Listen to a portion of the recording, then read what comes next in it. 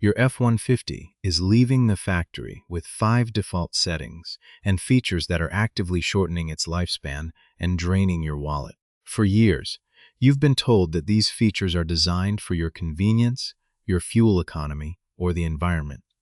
But the dirty secret of modern automotive engineering is planned obsolescence masked as innovation. I have spent decades in the trenches tearing down these engines, rebuilding these transmissions, and reading the data straight from the ECUs.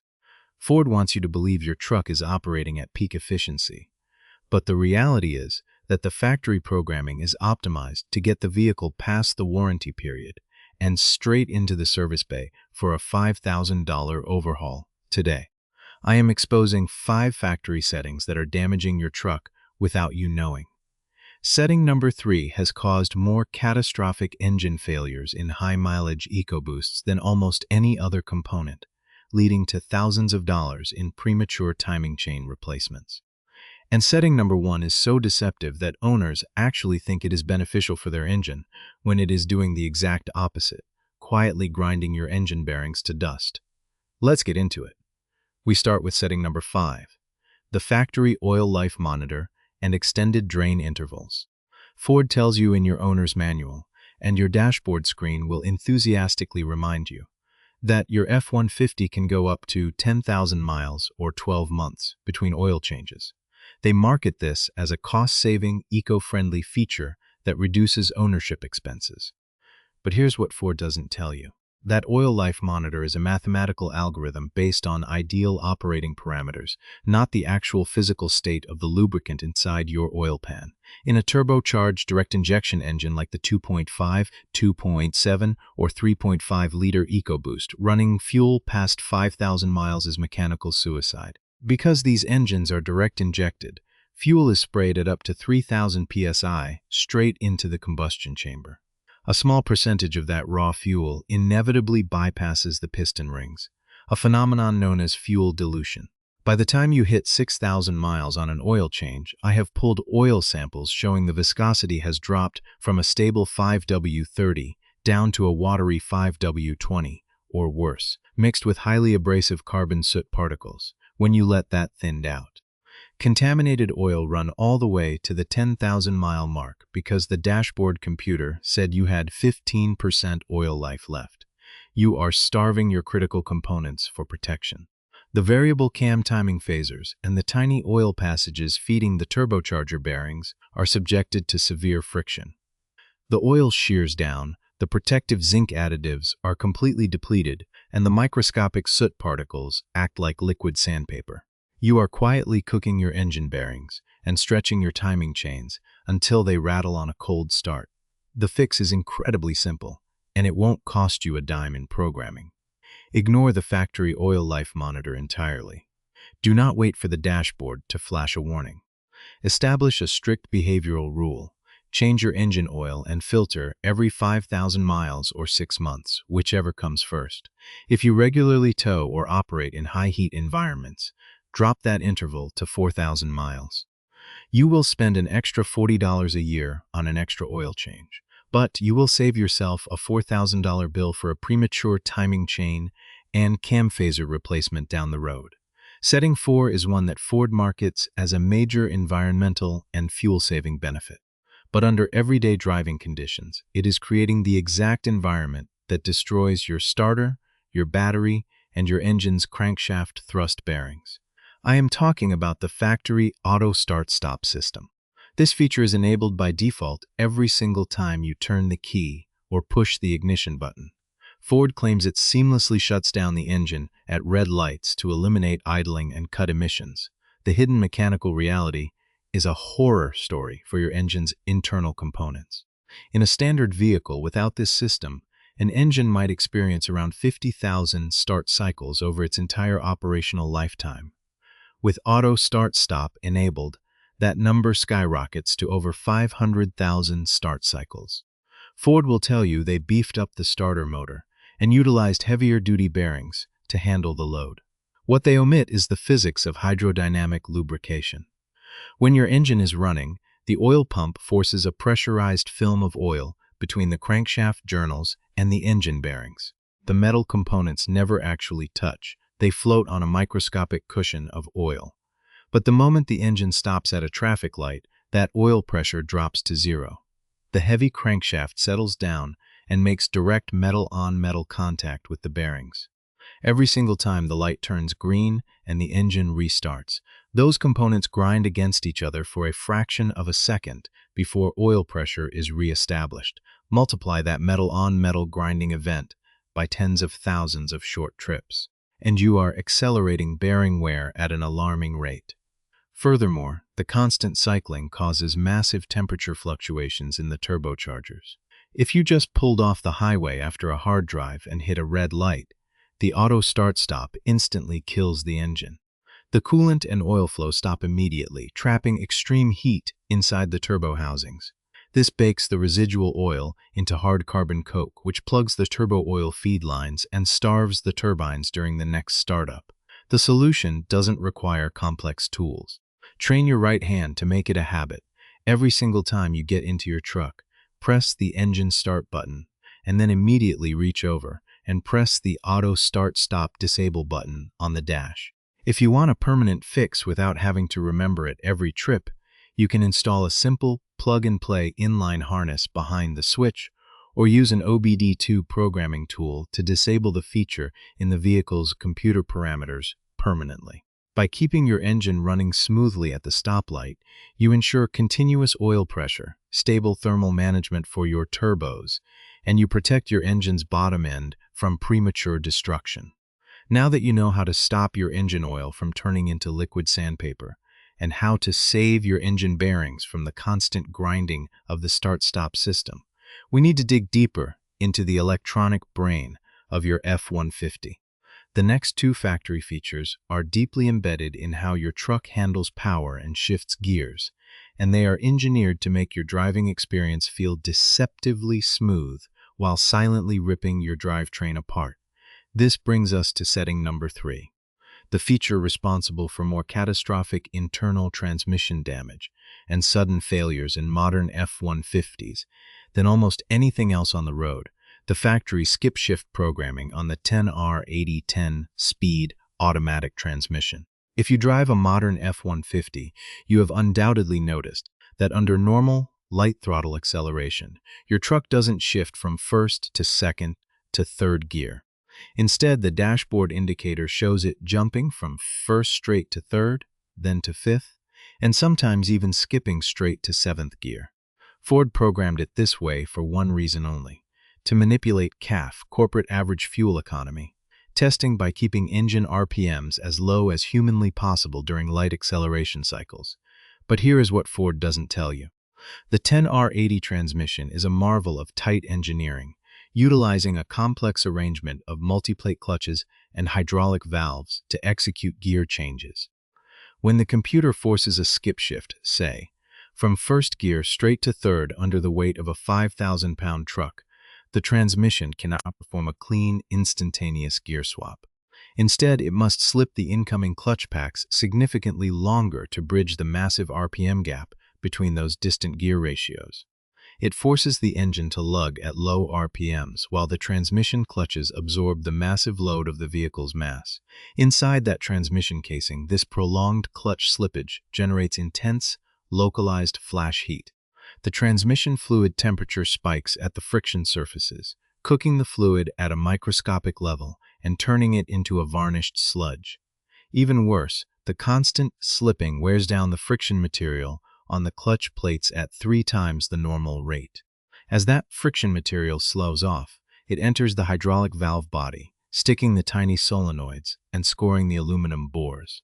This is exactly why so many F-150 owners experience harsh shifting, delayed engagement, and eventual total transmission failure before they even hit 80,000 miles. The factory programming is literally burning the transmission alive from the inside out, just to save a fraction of a mile per gallon on a government test. The solution to this mechanical nightmare doesn't require a transmission teardown.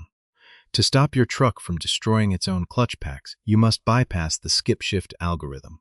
The simplest, zero-cost way to do this is by changing your driving habits.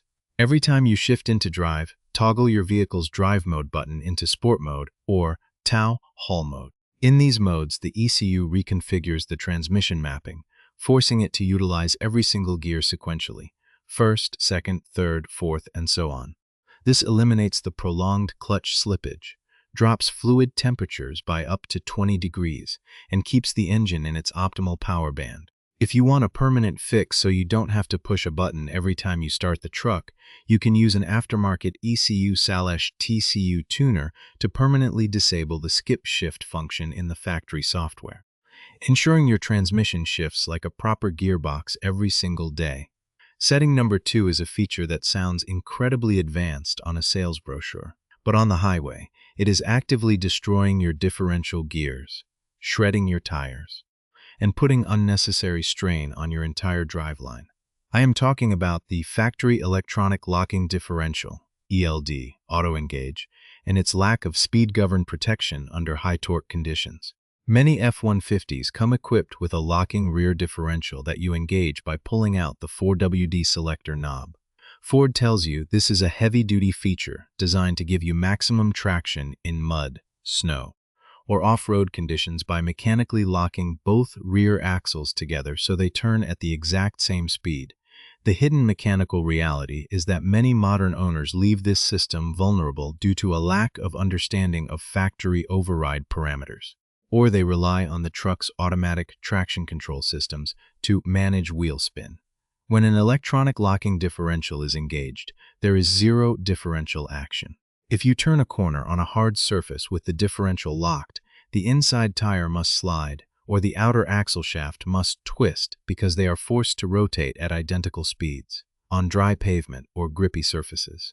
This creates a massive phenomenon known as driveline windup. When you accelerate hard from a stop on an uneven surface or a wet road with the ELD engaged, or if the factory software fails to disengage it quickly enough due to a faulty wheel speed sensor, the internal locking pins and side gears inside your rear differential are subjected to thousands of foot-pounds of violent torque.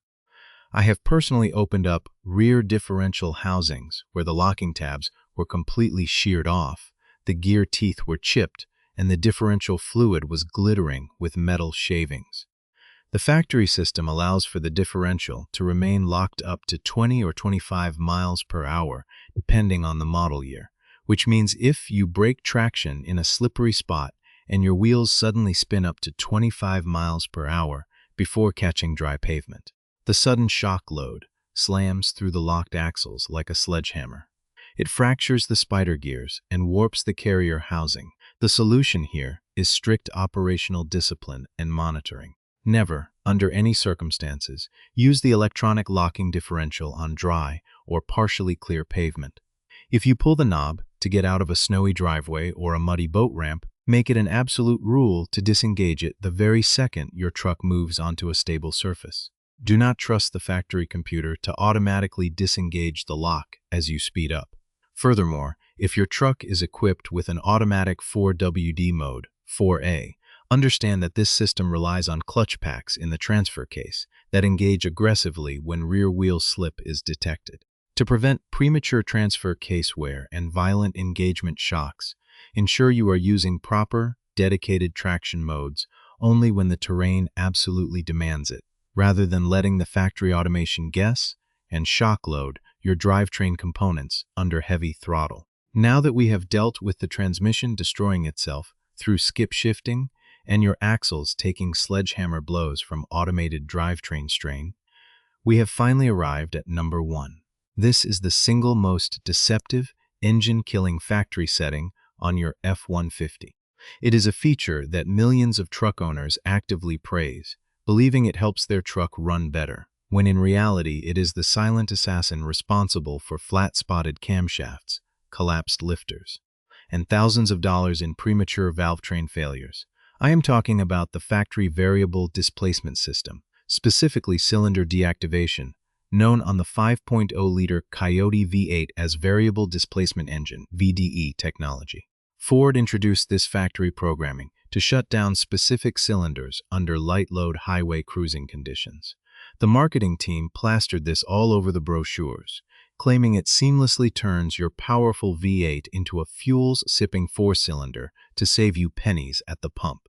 They engineered the system to look flawless on paper, but when you look at the mechanical reality inside the cylinder head, it is a catastrophic compromise that forces your engine to commit slow-motion suicide. Here is the dirty secret of how this system actually works. To deactivate a cylinder, the engine computer commands special hydraulic switching lifters to collapse. This stops the intake and exhaust valves from opening, trapping a cushion of air inside the dead cylinder. While this is happening, the engine is completely unbalanced. The remaining active cylinders have to work twice as hard to push those dead pistons up and down, creating severe, microscopic harmonic vibrations that travel straight down the crankshaft. But the real destruction is happening at the valve train. When those specialized hydraulic lifters are commanded to deactivate, the engine oil pressure flowing to them is redirected through a complex solenoid block. In order to keep the lifter collapsed, oil pressure is dropped in that specific oil gallery. This drop in pressure, combined with the low engine RPMs typical of highway cruising, starves the valve train of critical hydrodynamic lubrication. The roller bearings inside the lifters lose their protective cushion of oil and begin to skid across the face of the camshaft instead of rolling smoothly. I have personally pulled apart high-mileage 5.0-liter engines where the camshaft lobes were completely chewed to pieces, and the lifters had literally welded themselves into their bores. The constant cycling between activation and deactivation causes severe thermal cycling in the cylinder heads, leading to oil control ring failure and massive oil consumption issues. The factory programming is destroying the most critical mechanical components of your engine just to show a theoretical, unnoticeable increase in fuel economy on your dashboard display. You think you are driving an advanced, eco-friendly machine, but the computer is quietly grinding your valve train to dust every time you cruise down the interstate. The solution to this mechanical nightmare is immediate intervention.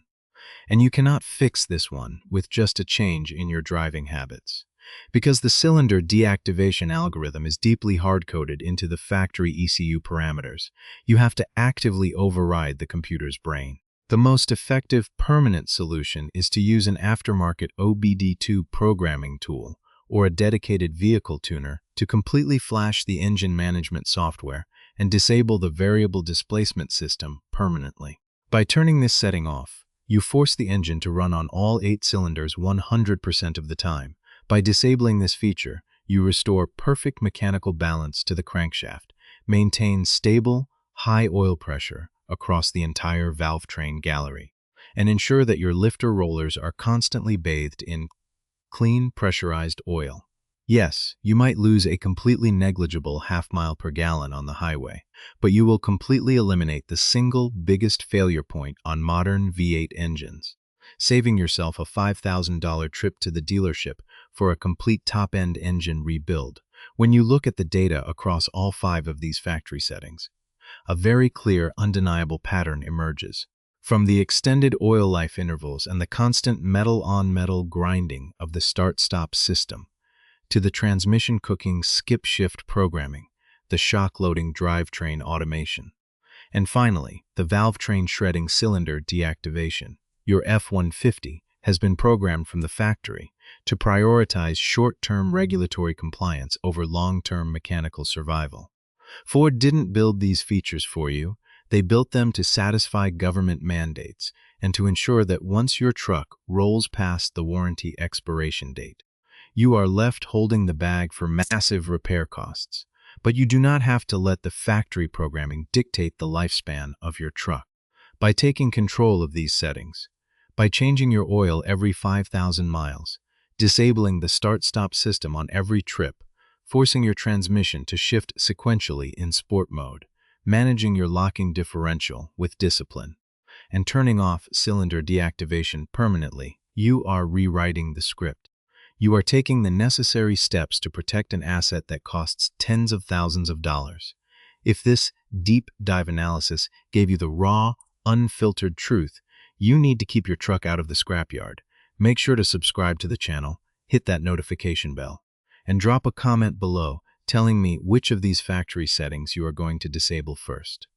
Share this video with every F-150 owner you know who is still blindly trusting their factory dashboard displays instead of looking at the hard mechanical data.